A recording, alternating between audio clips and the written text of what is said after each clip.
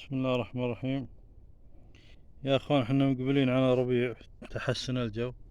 طبعا الوقت هذا تكثر الحشرات، حشرات زاحفة، طائرة، عناكب، كل شيء يكثر وقت هذا. حتى الذباب ملاحظين بدأ ينتشر الايام هذا الحين وقت شنو؟ وقت رش المبيدات على الشجر. هذا حق العناكب، خاص بالعناكب، وهذا حشري يشمل حافرة الانفاق. طبعا يا اخوان، ترى شيء مهم، هذا مهم جدا انك ترش على الشجر. انا لاحظت في عناكب ولاحظت حافرة انفاق، فعلى طول رحت جبت، لان هذا ترى يبطئ بالنمو حيل. يعني انا السنة اللي فاتت ما كنت ملقي له بال الموضوع هذا، لكن صراحة وقف علي نمو، يعني ربيع كامل. الشجرة بالربيع تنمو اكثر بحكم اعتدال الجو، وش اسمه، اعتدال الجو، فتسرع بالنمو بالفترة هذه اكثر من غيرها. فأنت أكيد تبي الشجرة تنمو يعني بسرعة. فالعناكب والحشرات تمرضها، تمتصها، فاهمين كيف تمرضها؟ يعني تخليها بطيئة نمو. أنا لاحظتها بالمورينجا، صراحة أبادتها لي إبادة. المورينجا رجعت يعني ضعيفة وهزيلة، وورقها ما تنتج ورق، كله بسبب حافرة الأنفاق.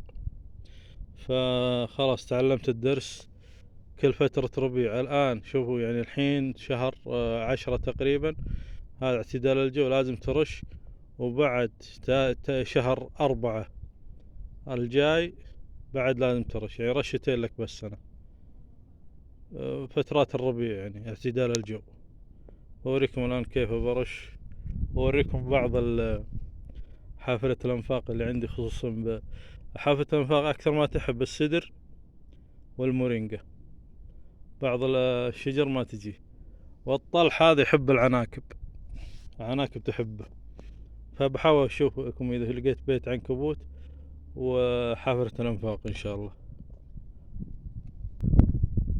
شوف يا اخوان، هذه شجرة المورينجا، شوف ما شاء الله صارت طولها مقارب ل3 متر ومزهرة.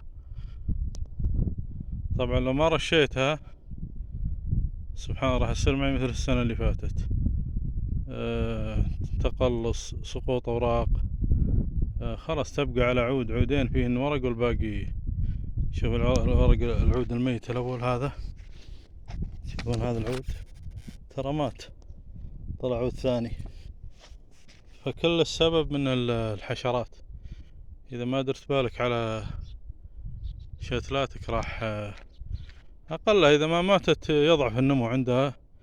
وانت تبي فترة الربيع تستغل باللهيبة، لان هي فترة النمو السريع.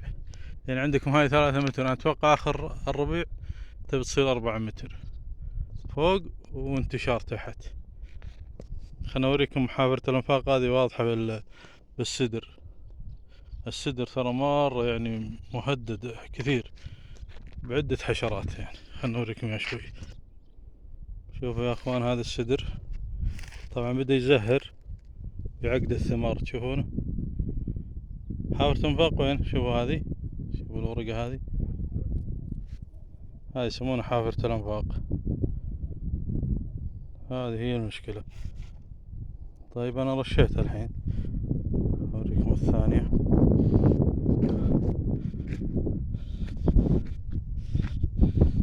شوف لو ما تهتم فيها تنتشر حشرات فيها. شوفوا هذه، تشوفون حافرة الانفاق، وهذه بشوف بدأت تزهر وتعقد الثمار. يعني ما رشيتها الزهور راح تطيح. شوفوا حافرة الانفاق، اذا ما رشيت الزهور راح تطيح، والثمار ما راح يعقد، راح يطيح وهو صغير. شوفوا حافرة الانفاق هاي لازم ترش، ومو رشة واحدة. الرشة هذه تقعدك حسب التعليمات ممكن 20 يوم، بعد 20 يوم ترش رشة ثانية. طيب وتوقف وترجع كل ما احتجت. اذا شفت في انتشار بالحشرات ترجع ترش. لين يبدأ البراد يدخل عادي يقل، سبحان الله الحشرات تقل.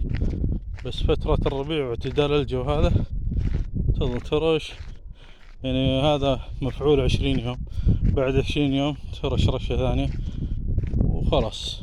إذا شفت الوضع ما عليه شيء ورق سليم توقف رش، إذا لا والله رجع لك ترجع ترش.